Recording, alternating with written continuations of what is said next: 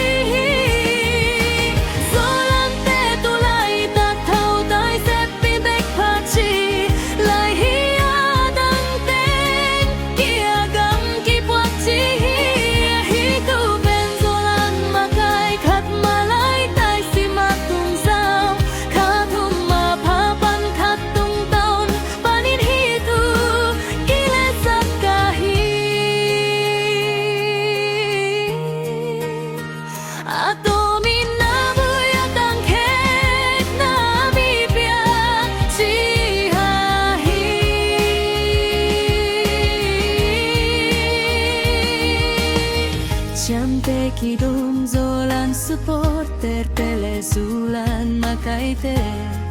nami pite uzulam ding mau pel palgu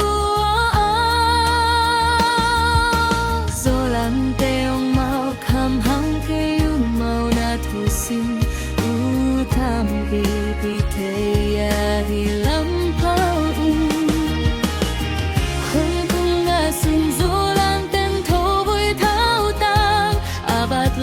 che che